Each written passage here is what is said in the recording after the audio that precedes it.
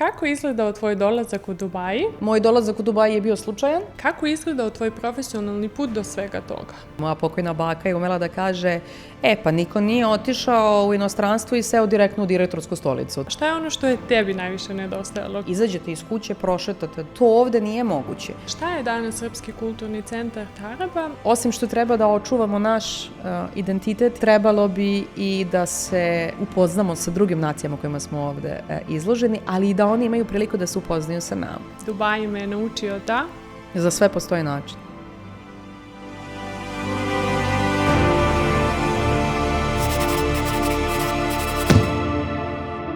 Zdravo svima i dobrodošli u novu epizodu podcasta Dubai na balkanski način. Kada pričamo o životu u Dubaju, najčešće pričamo o poslu, karijeri, biznisu i prilikama, a mnogo ređe pričamo o tome šta se dešava sa našim identitetom, kulturom i osjećajem pripadnosti kada godinama živimo daleko od kuće. Sa mnom je danas Aleksandra Branković, osnivač Srpskog kulturnog centra Taraba.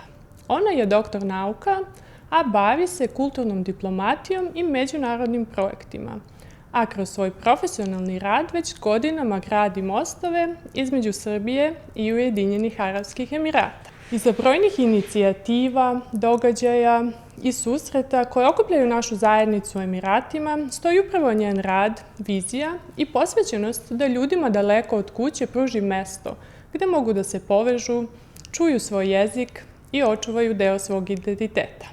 U današnjoj epizodi nećemo pričati samo o Tarabi, već i o tome šta zapravo znači sačuvati svoj identitet, koliko je izazovno graditi zajednicu u gradu poput Dubaija, ali i zašto je osjećaj pripadnosti jedno od osnovnih ljudskih potreba, bez obzira na to gde u svetu živimo. Aleksandra, dobrodošla. Bolje vas našla. Aleksandra, danas je osoba koja povezuje našu zajednicu i radi na očuvanju jezika, kulture i identiteta. Ali me zanima, kako je izgledao tvoj dolazak u Dubai i da li si tada mogla da zamisliš da će jednoga dana tvoj put ići upravo u ovom smeru? Put je bio avionom, a nisam. Malo šale na početku, to je deo našeg identiteta, kao što smo spomenjali. Hvala puno na pozivu. Lepo je imati priliku pričati na našem jeziku o našem identitetu i našoj kulturi. Moj dolazak u Dubai je bio slučajan. Nisam planirala, nije zemlja ka kojoj sam težila, šta više bila sam od onih ljudi koja je sasvim bila okej da živi kući.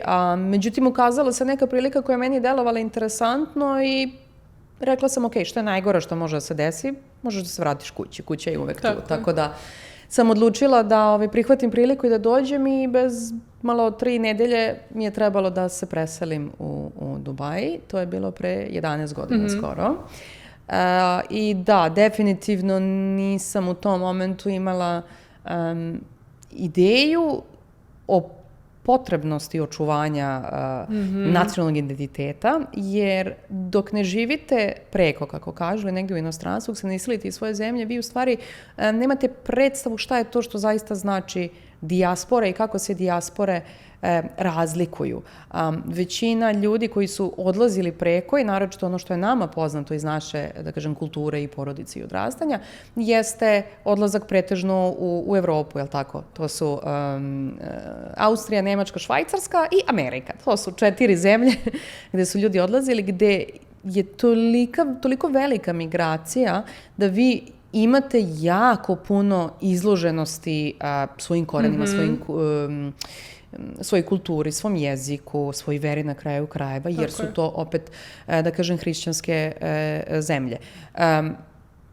Bivati u bilo kojoj dijaspori koja ima drugačiju veru, drugačiju sredinu. Emirati su zemlje u kojoj živi 212 nacionalnosti. To je, mislim, jako je teško porediti sa dijasporom koja ima 7, 8 ili 10 ili 12 možda nacionalnosti, gde 2 ili 3 zaista preovladavaju. Tako da, zarez, ne, nisam razmišljala u tom pravcu. Super. Vrlo interesantna priča na samom početku. Reci mi, kada se danas osvrneš na neke svoje prve godine u Dubaju, šta te najviše iznenadilo? Ili možda kada danas pogledaš šta te najviše promenilo? Najviše me iznenadilo, da se tako izrazim, kako to da vi ne možete da izrazite svoje mišljenje kako ste navikli. Znači, ne pada to pod nikakvu kontrolu govora ili nečega, ali naročito za nas. Mi smo vrlo srčani ljudi, da se tako izrazim. Mi čak i kada nešto objašnjavamo, vrlo smo strastveni u tome. Da se vratim na izloženost nacionalnostima, za neke druge kulture je to zastrašujuće. Znam tačno o čemu pričam. Nekada se to doživi kao model nepoštovanja čak. Tako da je to nešto što je meni trebalo vremena i to je ujedno i odgovor i na drugo pitanje najviše promenilo. Da biste vi mogli da doživite taj nivo, ajde da se izrazim rečju tolerancije, i da shvatite da to što ste vi možda prilagodili način svog govora ili pristupa, možda čak i gestikulacije, vi niste oduzeli niste sami sebi oduzeli ono ko ste vi, niti ste se promenili, niti vas je neko primorao da se vi odreknete nečega što vama pripada. Jednostavno je prosto drugačije okruženje, onako plastično objašnjeno. Kada je leto, oblačite šorc, kada je zima, stavljate kapu. Isto se desilo i tu. Tako je, potpuno se slažem. Super si to objasnila. Sad, Aleksandra, ti se baviš inovacijama, projektima i kulturnom diplomatijom, kao što smo pomenuli, povezivanjem ljudi. Kako izgledao tvoj profesionalni put do svega toga? Kao i put svakoga koji je otišao u inostranstvo, uglavnom su počeli sa nekim učenjem gde su i šta su, pa su tako rasli. Moja pokojna baka je umela da kaže, pa niko nije otišao u inostranstvo i seo direktno u direktorsku stolicu. Tako da smo svi morali da prođemo taj neki put. Definitivno. U mom nekom razvoju ja sam imala priliku da radim i sa brendovima kao što je Hyatt. Zatim sam radila za privatne kompanije koje se bave organizacijom događaja, ali njihovi klijenti su recimo velike korporacije koje imaju potrebu da se prikažu na određenim sajmovima. Nakon toga sam 5 godina bila ajde da kažemo u našoj firmi, ali ovde. Radila sam sa Ivanom Zeljkovićem, poznatijim kao Zeka milioner u medijskoj kući, gde smo se bavili dosta tržištima i svime što je potrebno za klijente u samim Emiratima, ali i u Aziji. I jedan od naših klijenata je neko ko je meni u nekom momentu ponudio posao kojim se ja danas bavim, a koji se tiče, znači svi ti klijenti koje sam ja dovodila na sajmove, ja sada radim za taj sajam koji je najveći inovacioni i tehnološki sajam na svetu. Trenutno sam na poziciji vođe, ne znam kako bi to sad prevelo na naši, to je šef odeljenja prodaje samog projekta i to mi je onako nekako, ne mogu da kažem kruna, jer je kruna kad je nešto kraj, ali ja doživljavam kao krunu zato što mislim da je to možda kraj nekog pronalaženja šta zaista meni prija i leži ovde. Kako ste stigli tu da ste? Eto, tako sam stigla i sada se nekako zaista osjećam kao svoj na svome i sve ovo što sam imala u prethodnim firmama kao iskustvo na ovom tržištu, ja sve mogu da koristim na ovom poslu i to je ono što mi je, zato se i osjećam tako zadovoljno, jer nekako osjećate se, kao da idete na fakultet, sad ste diplomirali i sad možete da idete dalje da radite, tako da. Da, upravo sam to htjela da kažem, uvijek mi je drago kad čujem, prvo svaka ti čast, uvijek mi je drago da čujem kad ljudi pronađu sebe i uživaju i vole ono čime se bave. Reci mi, kako se promenio tvoj pogled na Srbiju otkako živiš u Dubaju i šta gledaš možda drugačije nego što si ranije? Možda se većina publike neće složiti sa mnom, ali ono što je činjenica jeste i što mi uvek govorimo za sebe da smo mi vrlo jedan otvoren narod, vrlo smo gostoljubivi, gostoprimljivi i to sve jeste istina. Međutim, mislim da smo mi sve to u okviru okruženja sa kojim smo mi okej, u kojem mi nešto znamo. Ja sam primetila veliku razliku, bivajući izložena tih 200 i više nacionalnosti, kada odem kući pa se povede neka tema ili se razgovara o nekoj državi ili o nečemu šta može da se desi, koliko smo mi daleko, po znacima navoda. I koliko smo mi u stvari negde čvrsti u nekim stavovima jer smo tako navikli. Ja sam sigurna da je veliki razlog tome to što ljudi nisu proveli dovoljno vremena. Ne kažem da nisu svi bili izloženi, naši ljudi dosta i putuju, mislim, i rade, i hibridno i posećuju druge zemlje, ali prosto količina vremena provedena negde u nečemu je ono što vam daje znanje o tome. I to je nešto što mi se najviše promenilo. U prvim godinama sam se ja silno borila da objasnim da je nešto tako ili nije, a onda sam počela sve manje i manje da objašnjavam, više sam počela da slušam. Mislim, nekada ne možete pobediti u tim diskusijama, ali poenta nije pobeda. Poenta je zaista jeste da na kraju krajeva i čujete šta je to sa čime se ljudi možda ne. Šta je to što oni vide drugačije, a vi ste sigurni da nije. I to je ono što vi onda možete sa svoje strane da kroz neku vrstu projekata, saradnje, na neki drugi način, možete ipak da povežete te dve stvari koje god da su u pitanju. Odličan uvod za sljedeće pitanje. Da li misliš da ljudi tek kada odu iz svoje zemlje postanu svesni koliko su im važni jezik, kultura i identitet? Pa verovatno da. Mislim, ja se zaista trudim da ne generalizujem, jer čak i u dijasporama imate članove zajednice koji su, da kažem, totalno izgubili neki dodir ili mogućnost da praktikuju svoj identitet, a postoje neki koji su čak i povećali to.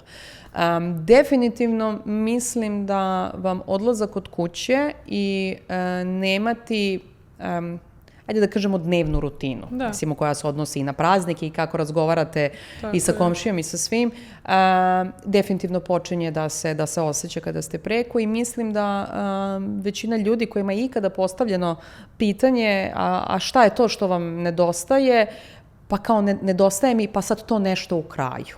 To može da bude kafić, restoran, komšija, znači to nešto na što ste vi navikli da vam je tu. To vrlo često u svetu nije. Imate utisak kao da nemate tu neku toplinu i neposrednost na koju ste navikli i onda u većini slučajeva počinje da se otvara to pitanje zaista identiteta i koliko vam nedostaje i da li ste vi spremni sa time da se nosite. Ja sam imala priliku da upoznam puno naših ljudi prosto iz cijelog regiona koji su bili u različitim zemljama koji nisu mogli da se nose sa nostalgijom time gde su. Ako pričamo o Emiratima, puno ljudi, neki su ostali, neki su otišli, zavisi kako se ko izna, ali pri samom dolasku u Dubai koji je toliko prepun svega,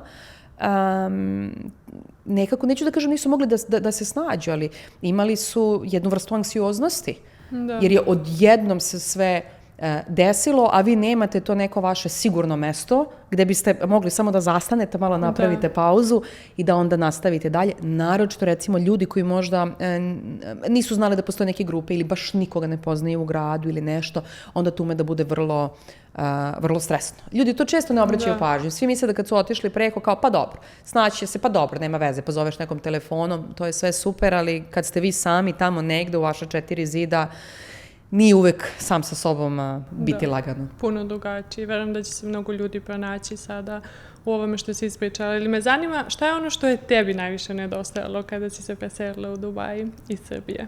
Meni je najviše nedostajalo kad sam došla ovde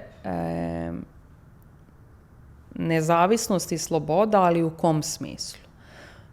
Da ja mogu, znači da vam većina mesta na kojem vi možete da iznajmite stan ili gde živite pruža mogućnost da vi, kao ono što smo mi navikli, izađete iz kuće, prošetate do radnje, kafića, krojača, do šume, do jezera, ne znam, odigrate košarku, vozite bicikl, šta god da radite. To ovde nije moguće. I vi vrlo često zavisite od tog kraja gde ste, od saobraćaja, vrlo često ste vezani za auto, s druge strane ako ne vozite onda ste vezani za prevoz. Dubaj ima preko 6 miliona stanovnika. Mislim, količina ljudi koji žive u jednom gradu je jednaka skoro količini ljudi koji žive u cijeloj našoj zemlji. Treba se prosto snaći u tom haosu. Meni su prve 3 godine bile jako teške u tom životu. Ja nisam bila nesrećna, nisam bila nostalgična, ali sam se osjećala kao neka ptica u kavezu. Izolovana. Jer deo u kome sam tada živela mi je bio jako daleko od onoga što ja smatram nekim životnim stilom za mene i ono što je meni potrebno.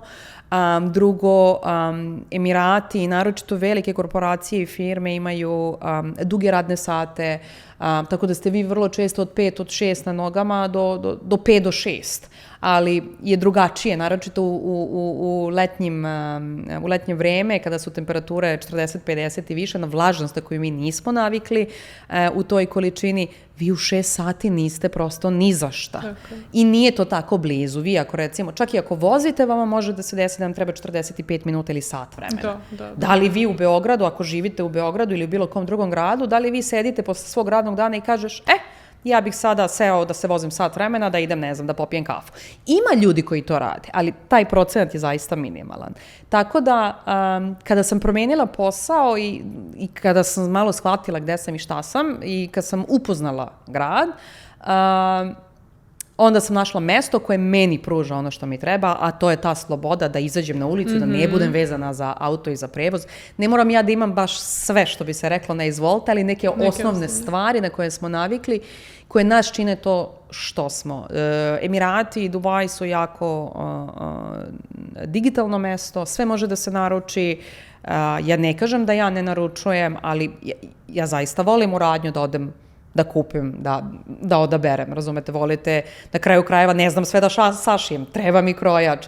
Znači, neke stvari su vam prosto potrebne i one vam i pomažu da se osjećate kao čovek, ako mogu tako da se izrazim. Znači, da niste samo radnik i neki, ne znam da li da upotrebim reč malo jaka, zatvorenik sistema, jer nije tako strašno, zaista vam ovde imate jako puno aktivnosti, znate i sami i lepi život, pruža nešto interesantno, ali kada sa druge strane imate toliko svega, ta neka mala dnevna rutina u vašem slobodnom vremenu, u vašem vikendu, vam u stvari omogućava da vi malo usporite, da se opustite, da očuvate u identitetu ono što mi jesmo, a to jeste konekcija sa drugim ljudima. Jer vi odlaskom uživo se upoznajete sa nekim, popričate, vratite se kući i nastavljate svoj život. Kada ste stalno vezani za ekran, za koji smo svi danas vezani, mislimo, lancima otprilike, dolazi do jako velike depersonalizacije, do manje tolerancije među ljudima, manje uopšte želje da se povezujete. Interesovanje uopšte za povezivanje. Apsolutno. I to vam kasnije i utiče na ono što ste spomenuli u uvodu, na formiranje same zajednice. Na okupljanje te zajednice, jer je zajednica suviše zauzeta digitalnim stvarima, da bi mogla da, jer sve je digitalno, digitalan je posao, digitalna je škola, slušamo nešto, evo gledamo podcaste i vi ste stalno vezani za to. I onda kada treba da to stavite sa strane i da radite ništa sa ljudima koji su iz vaše zemlje, to postaje vama gubitak vremena. Pričat ćemo uskoro o zajednici, reći ćeš nam nešto više o tome, ali me zanima, pomenula si to integrisanje u sredinu kada dođemo ovde. Da li smatraš da je moguće potpuno se integrisati u novu sredinu bez da izgubiš deo sebe? Pa jeste, ne mislim nužno da vi nešto dobijate pa se onda nečega odričete. Pre bih rekla da su mnogo veće šanse da ne postoji mogućnost integracije u novu sredinu bez neke vaše promene, ali ne gubitka. I ta promena nužno nije loša, možda je nešto što vama zaista treba ili utiče na vaš rast. Ne kažem da ne postoje slučajevi i ljudi koji su se zaista nečega čvrsto odrekli da bi se integrisali, ali to opet nije, to je stvar ličnog izbora.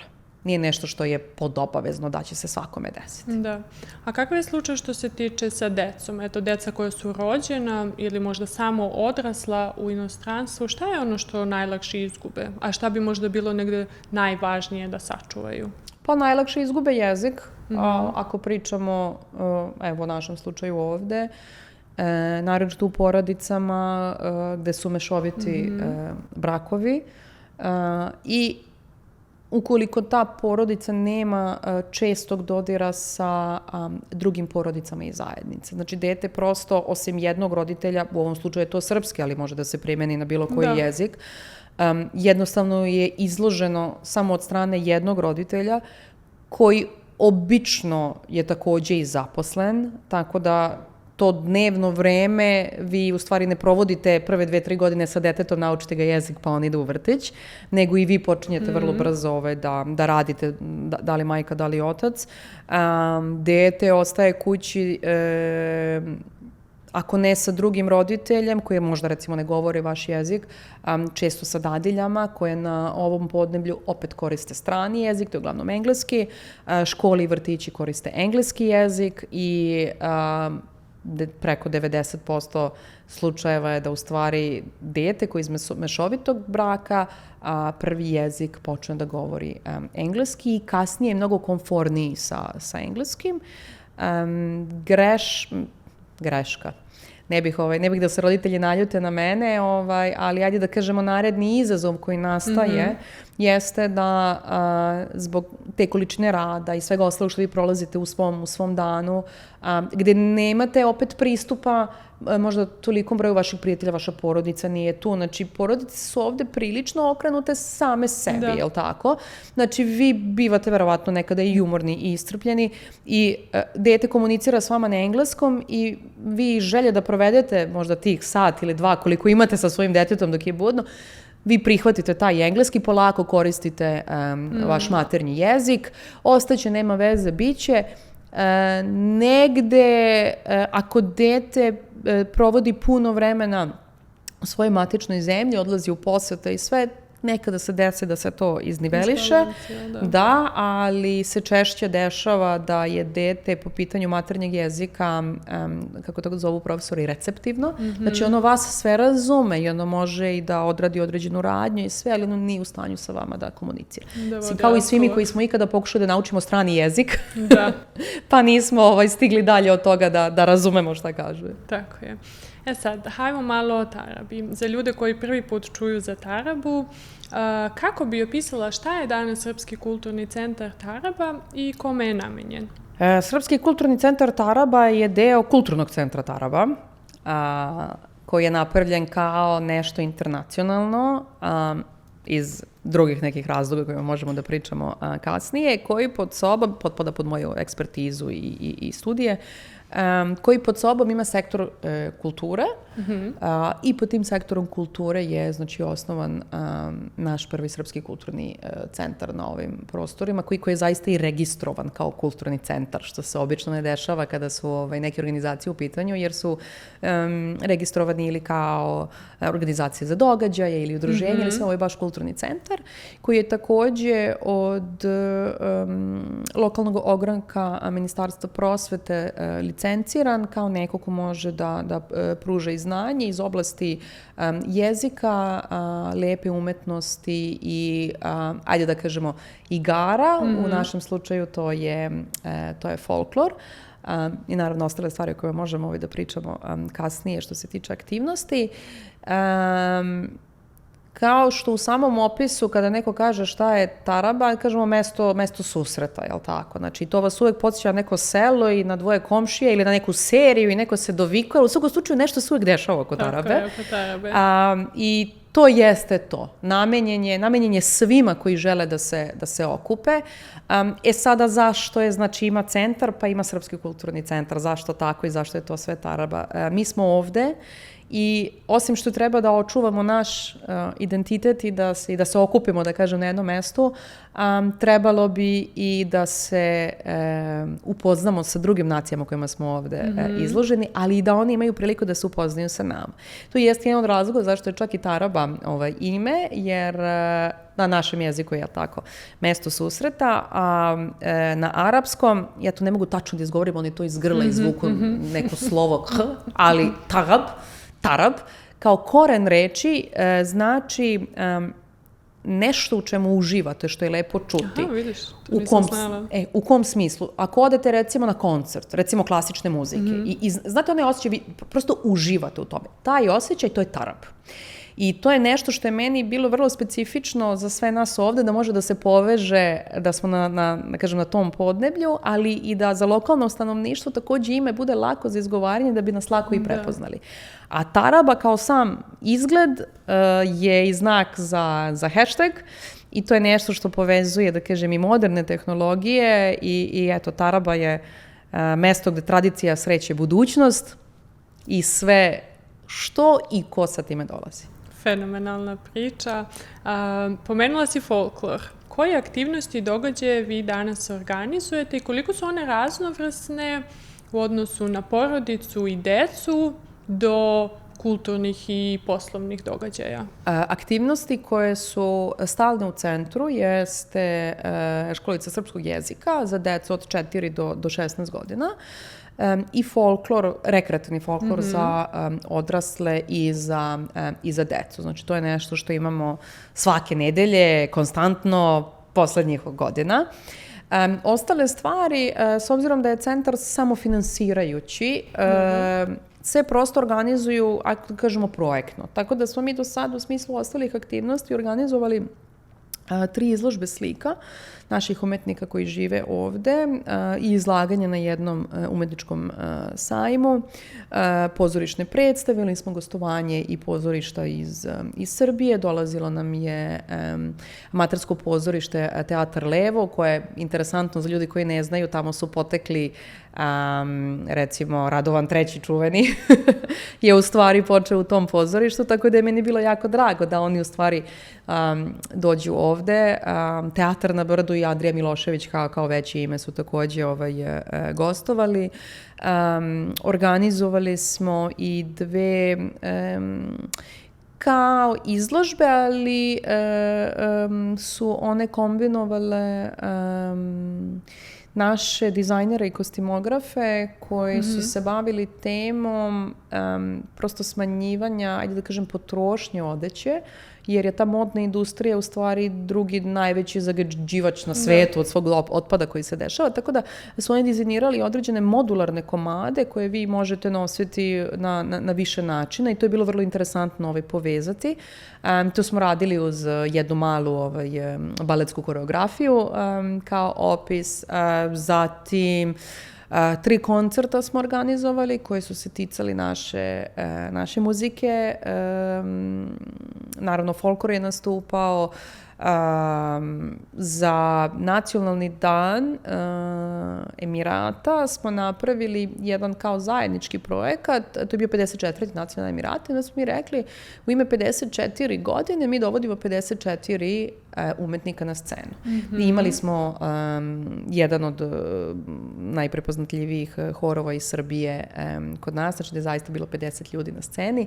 Oni su pevali a kapelu na našem jeziku, a onda smo imali lokalnog ud svirača koji u stvari njih pratio na udu i onda je on tamo daleko naučio da svira na udu i pratio ih je, a kontra kada je on svirao nešto iz arapskog portfolija, oni su pokušali njega da isprate. Naravno, uz to smo imali i druge članove. Tako da, trudimo se koliko god je moguće da se često nešto dešava. Što se tiče povezivanja roditelja, opet ću se vratiti na tu kompleksnost grada.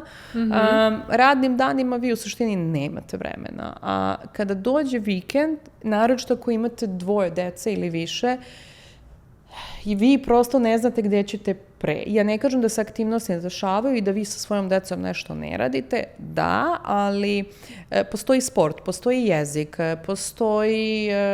idu na časove, ne znam, muzičkog instrumenta, žele roditelji da budu sportici, imaju neki svoj krug prijatelja. Tako da vi nemate puno vremena i mogućnosti da pravite nešto kontinuirano. Ali smo se, recimo, mi uvek trudili da u okviru te školice koju imamo, mi s vremena na vreme spremimo nešto za roditelje. Pa pozovemo roditelje, pa onda napravimo neku zajedničku aktivnost sa njihovom decom i roditeljima. Onda uvek smo se trudili, mislim, to ne možete vi, nije baš kao prava škola, ali smo se trudili da pravimo onako priredbu za polugodište i kraj školske godine. Poslednji put smo imali 50 roditelja koji su, mislim, prisustvovali tome gde su deca, to sve što su učila na srpskom tokom godine, pokušavala da prikažu.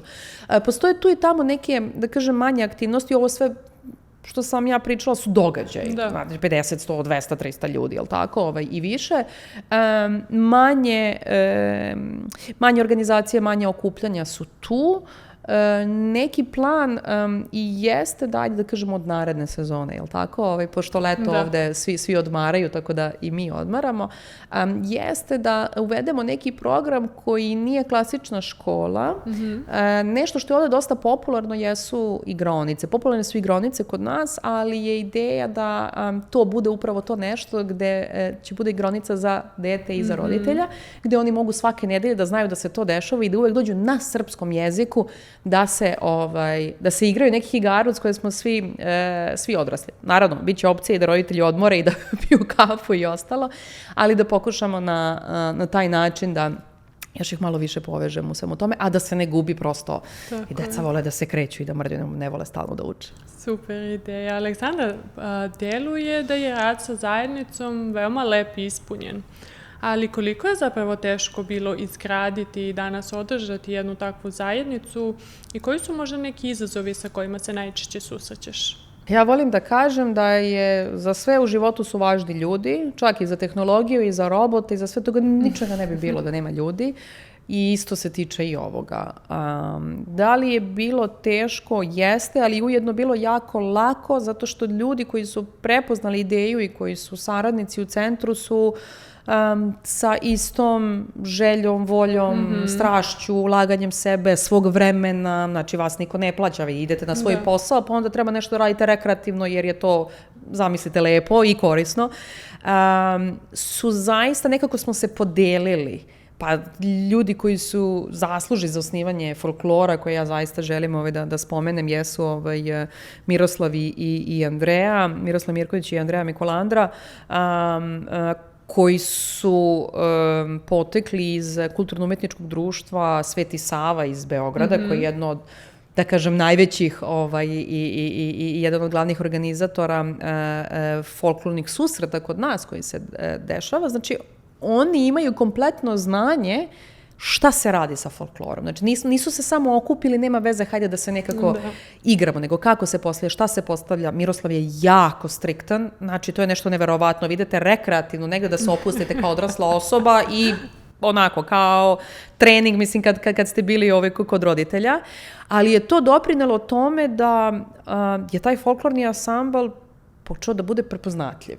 I nas su ljudi počeli da zovu da gostujemo. Naravno, nije tu uvek komercijalno deo upleten, ali recimo jedan od najvećih umetničkih festivala ovde je Sika festival, gde smo mi 2 godine za redom bili pozvani da nastupamo. Zatim u nekim velikim pozorištima, sad da ne nabrajam imena, puno podrške od odeljenja Ministarstva Dubaja i kulture, koja nas je tako pozivala na različite događaje. Sad, zašto je to važno? Umeđu vremenu smo mi uspeli da skupimo donacije, pa smo kupili nošnje. I sada vi imate 12-15 folklornih igrača, vi znate kako je to lepo, koji u nošnjama izađu da različitim drugim zajednicama nešto pokažu. I mislim, to je stvarno nešto fantastično i ljudi su se jako vezivali sa nama i želeli da znaju više i neki su čak rekli, neki koji su bili na koncertima tim, pa su gledali i slušali, pa ja hoću da odem u Srbiju da vidim kakva je. Tako da je to ovako, svi su bili dobri ambasadori, da kažem, naše zemlje i dobra promocija za Ministarstvo turizma.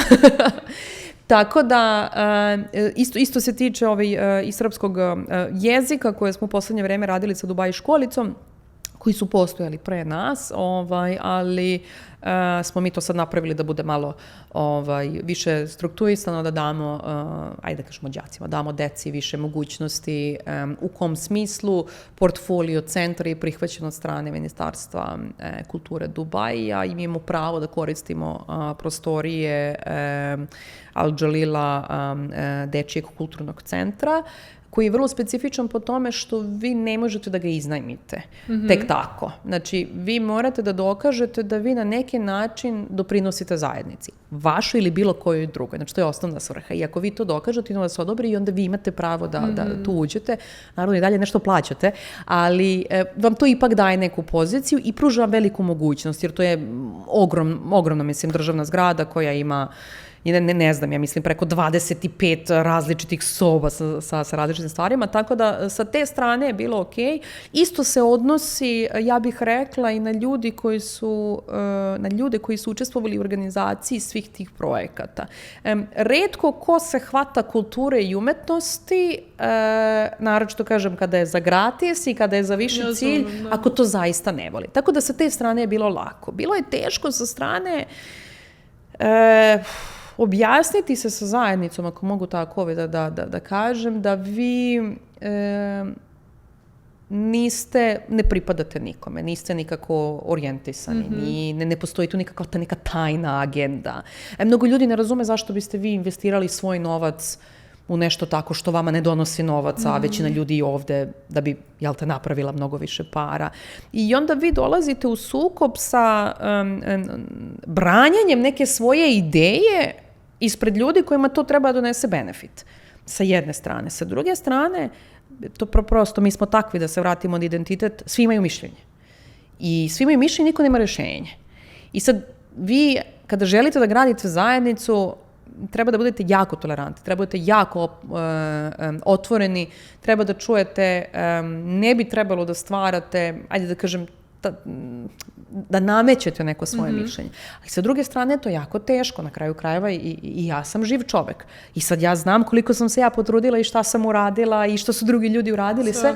I onda se i dalje objašnjavate i bili su momenti kada je ono kao, nije baš čemu sve ovo, ali kao da li možda nije pravo vreme, da li možda se fokusiramo drugačije. A nemate koga da pitate. Ja sam se baš dosta povezivala sa drugim dijasporama i drugim kulturnim centrima i sad zašto kažem nemate koga da pitate? Ja naravno pitam njih, ali Evropa, hrišćanska religija, mnogo manje nacionalnosti, je potpuno drugačiji pristup i mogućnost. Meni su mnogi ljudi, ajde da kažem, kritikovali me zašto ja ne koristim model koji se koristi u Nemačkoj i Austriji. Pa zato što tamo ima 500.000 ljudi sa naših prostora, a ovde ima 25.000. Ja nisam mogla da se objasnim sa ljudima vezano recimo za cene. A zašto sad to nešto košta? Mislim, valjda bi trebalo da bude gratis, ne znam. Vi konstantno branite svoju ideju i pravdate se kako vi od toga ne zarađujete. Ali na kraju krajeva, čak i kad biste zarađivali, pa zašto se kultura, ajde da je nazovemo proizvod, evo da pričamo o biznisu, zašto se ona razlikuje od toga što vi prodajete šampon ili softver, mislim, jel tako, mi svi ovde idemo na muziku, tako, znači idemo na koncerte, čitamo knjige, či deo smo toga. Ne vidim zašto bi nešto trebalo da se podrazumeva da bude gratis. I to je taj neki izazov koji se dešavao, znači ne mogu da kažem, to je prošlo. Mislim da je i zajednica dosta prepoznala trud i rad videći šta se dešava i sad je počela i zajednica nas da čuje. Recimo, ako oni nešto kažu, a mi objasnimo da to ne može zbog logističkih, zakonskih, finansijskih mogućnosti, oni kažu, aha, dobro, nisam znao. I to sad, da kažem, počinje da dobija jedan... I to je sad prava zajednica. Da, sad to počinje da dobija jedan okvir i sad možemo da idemo dalje da napredujemo. Ali stvarno, svakome ko pravi bilo kakvu vrstu zajednice je, ja mislim, to je jedan od najtežih, u stvari, poslova koje vi možete da sebi stavite na vrat. Rad sa ljudima u zajednici. Rad sa ljudima, da. Aleksandra, pomenula si dijasporu. Često imamo priliku da čujemo da se naša zajednica u Emiratima poredi sa dijasporom Nemačke, Austrije, pa čak i Amerike. Koliko je ta razlika velika? Pa sam ta istorija migracije je velika razlika. Jer vam to utiče na to koliko ste vi nešto vezano za vas mogli da napravite. Neka to bude otvaranje pekara i kafića, nema veze, ali znači koliko. Znači to jeste jedno. Drugo, izloženost drugim narodima. Znači Amerika je ogromna i zaista vrlo nehomogena, da tako kažem, ali mislim da zbog veličine samih gradova vi niste u svakom momentu izloženi koncentrovano svima, nego nekako po sektoru. Ovde ste svo vreme izloženi svima. Tako da je i to neka stvar. koju pravi veliku razliku i gde vama treba više vremena da se adaptirate jer prosto niste navikli na to, nemate znanja. Ne znate kada nešto vidite, ne znate da li, što bi naše babe rekle, neko se bavi nekom magijom ili je to deo nekog njihovog Božića, mislim, ne znam kako da ga prilagodim. Tako da mi je potrebno mnogo vremena, mnogo više nego negde drugde da prođete kroz taj moment adaptacije. Vera, vaša vera je sa vama, vi nju prosto ne gubite, niko vam je ne može oduzeti vašu veru i vaše uverenja, ali opet, čak i ako su, recimo, u Evropi dosta okrenuti ka, da kažem, katoličkim proslavama i ostali, dalje nekako hrišćanstvo, je li tako? Znači, vi imate dosta naših ljudi, imate dosta, sam region ima takvu istoriju da vi imate puno tih, što kažu, ortodoksnih, je li tako, crkvi. Znači, vi imate mogućnost da svoju veru praktikujete skoro kako ste navikli, imate svoj objekat u koji možete da odete i kada su praznici koje ste vi proslavljali kući, prvo, ne računajući Ameriku, kad ste u Evropi, možete sedeti u autu u bilo kom momentu i da odete kući. S druge strane, ako ne odete, nego ste tu, verovatnoća da će taj praznik izgledati najsličniji onome što je kući je 70%. Ovde nije. Znači, mi ovde nemamo našu crkvu prvenstveno, do skoro nismo imali ništa ni vezano uopšte za, da kažem, pravoslavnu zajednicu. Mislim da je pre 2 godine osnovana. Mi gostujemo u Antiohijskoj crkvi, znači kada imamo naše službe, što je definitivno mnogo, mnogo bolje nego da nemate ništa. Uopšte, tako je. Ali opet postoji deo ljudi deo zajednice se osjećaju malo čudno, vi nemate zvono, nemate krst. Ikone su, na primjer, možda na arapskom. Sad, i to je adaptacija da shvatite da je, oni veruju u istog Boga kao i vi, jel tako? To je isto hrišćanstvo. Zašto su ti praznici važni? Mi se svi uglavnom okupljamo oko praznika. Mi smo jedini ljudi u regionu, mislim na svetu, koji imaju slavu. Ali tako? I sad kako vi ovde očuvate slavu, naročito ako ste vi nosilac. Uopšte neću da pričam o nekim, zvuči banalno, ali nije, ali banalnim stvarima, kada hoćete da spremite, pa šta imate od hrane, čemu imate, kakav je kvasac. 2 godine vi napravite kolač, on ukusan, ali je ravan. Kao tiganj, ne može da poraste, da bude to kao što je kući. Znači, to sve deluje tako, vama se to sve podrazumeva, ali onda kada nemate toliko vaših ljudi, kada ste jako zauzeti, kada ste izloženi, opet ću se vratim, vremenu na koje mi nismo naviknuti geografski, to su izuzetno, naviknete sa vremenom, naravno, to su izuzetno visoke temperature, izuzetno visoka vlažnost.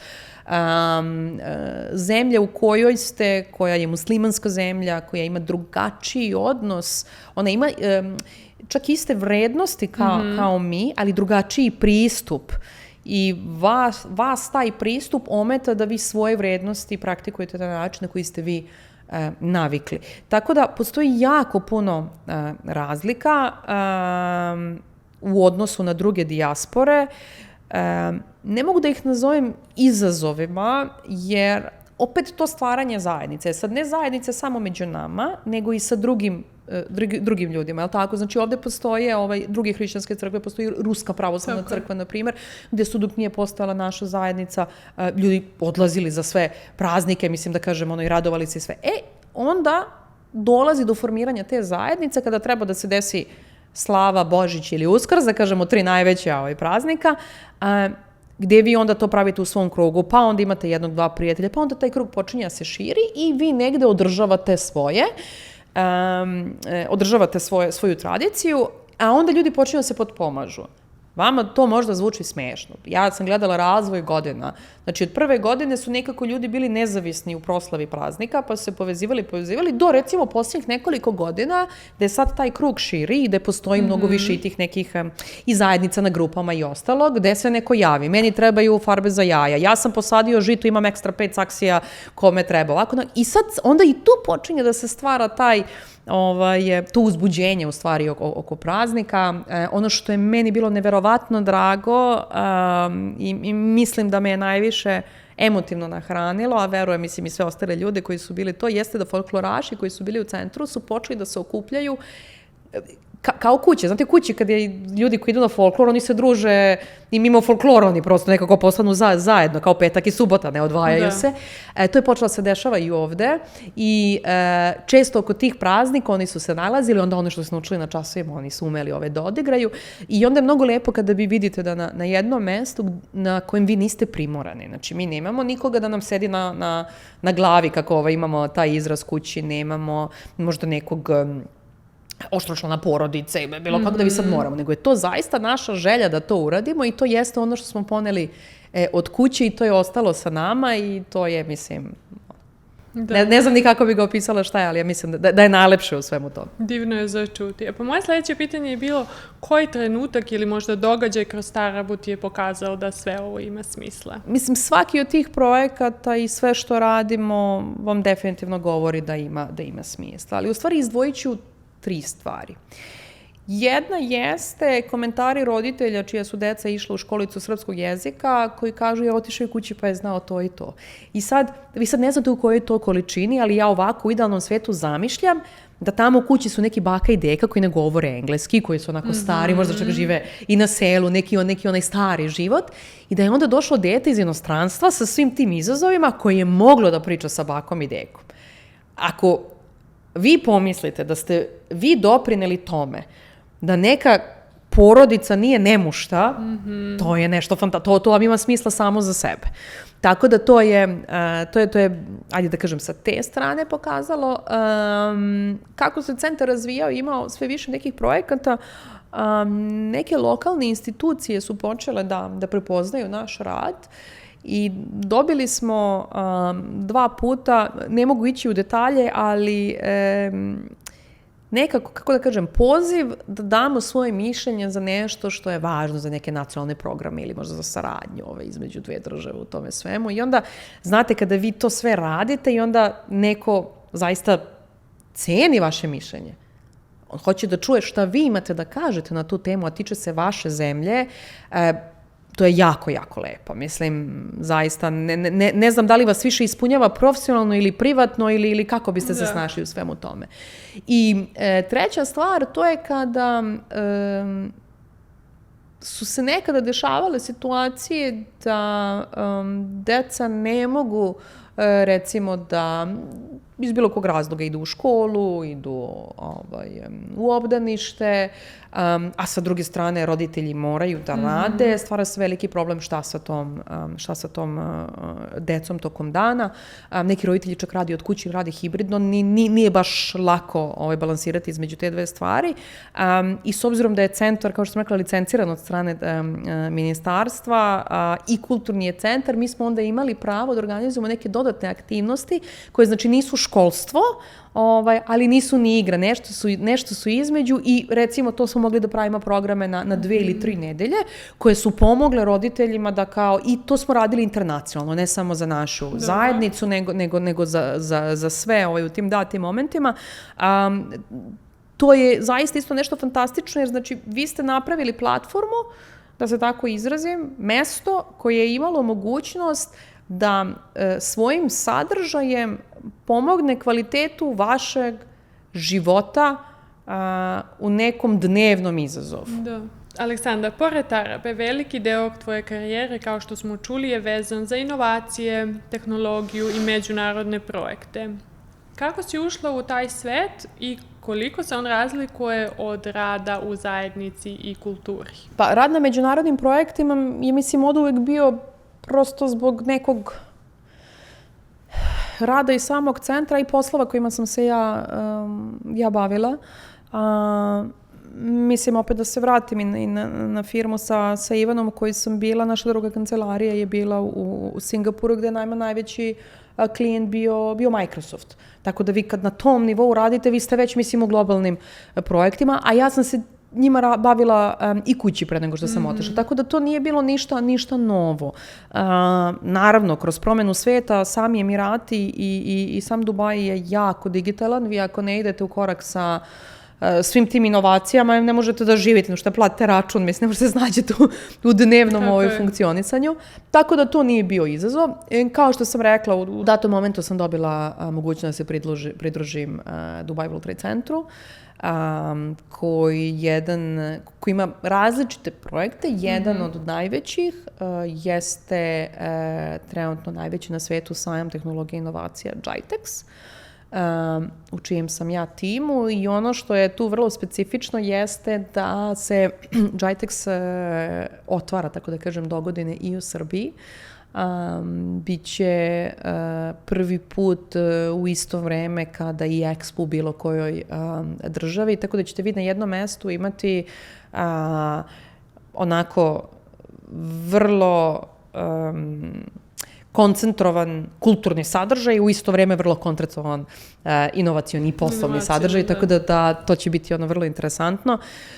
Koliko se razlikuje se puno, zato što kao i svaki posao orijentisan je na komercijalno, vi uvek imate pritisak novca, pritisak razvoja. To nije loše, jer današnjem svetu, kada vi kroz toliko izloženo sa svim tim inovacijama, vi pokušavate sebe da pozicionirate, ajde da kažem, sa boljim klijentima, da imate više kupaca ili već šta vam je cilj, zahteva veliko vaše dnevno napredovanje u svemu tome.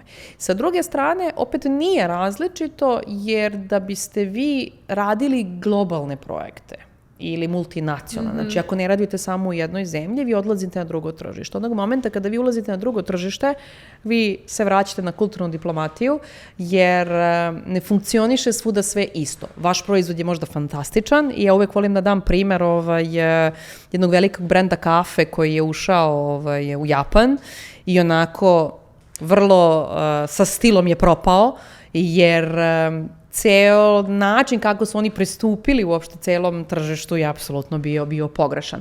Ako znate kako azijske kulture ili recimo baš to zemlja, Japanci, kako funkcionišu, kako se oni odnose prema poslu, što je za njih važno na tržištu, što na kraju krajeva, mislim, ljudi piju čaj, poslednjih ne znam koliko hiljada godina, tako da kada na taj način pristupite biznesu, vama to jako olakšava, i drugo, ljudi su više zainteresovani da čuju šta imate da im kažete, jer ste se, ako ništa drugo, potrudili da im to kažete njihovim jezikom.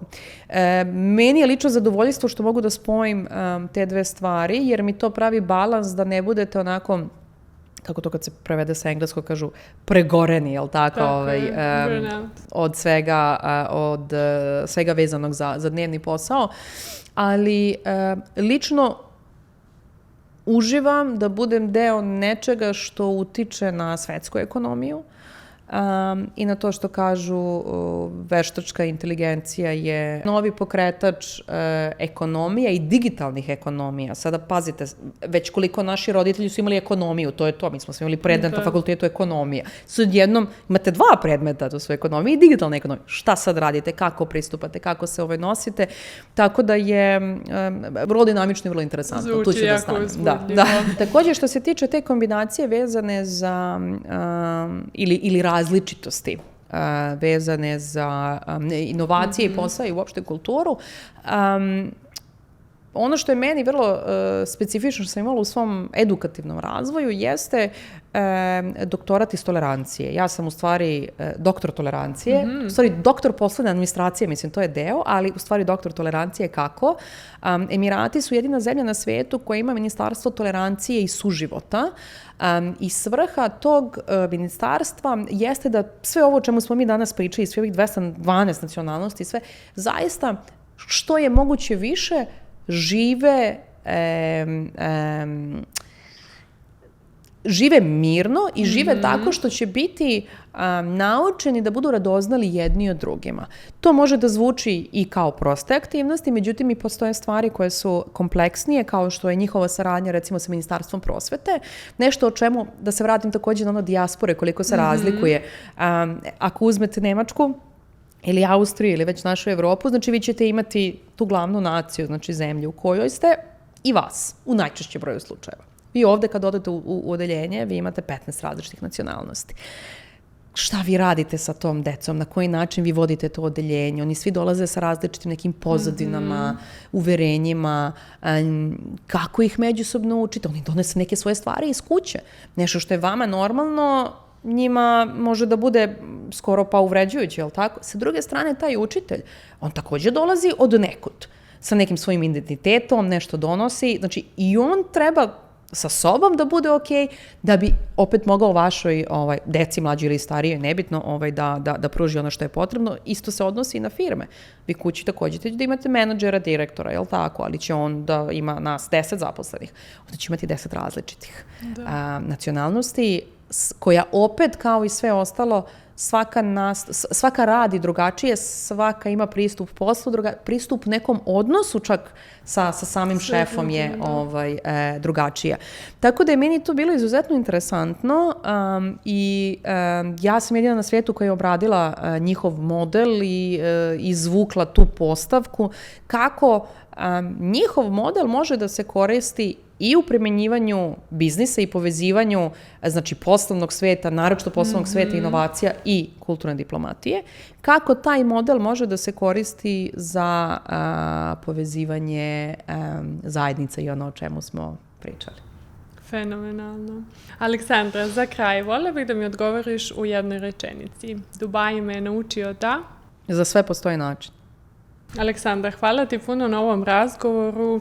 Mislim da smo danas otvorile jednu temu o kojoj se ne govori dovoljno kada je reč o životu u inostranstvu. I evo, kroz tvoju priču, kroz sam rad Tarabe možemo da vidimo koliko zajednica znači ljudima i koliko su važni i ljudi koji grade te mostove među ljudima, generacijama i kulturama. Hvala na pozivu i drago mi je da se i vi bavite tom temom i da ćemo zajedno još više ojačati naš identitet ovdje. Hvala ti još jednom. Hvala i vama što ste bili uz nas u još jednoj epizodi podcasta Dubai na balkanski način. Ako vam se epizoda dopala, zapratite naš kanal i podelite sa nekim kome bi značilo da čuje ovu priču. Vidimo se u sledećoj priči iz Dubaja.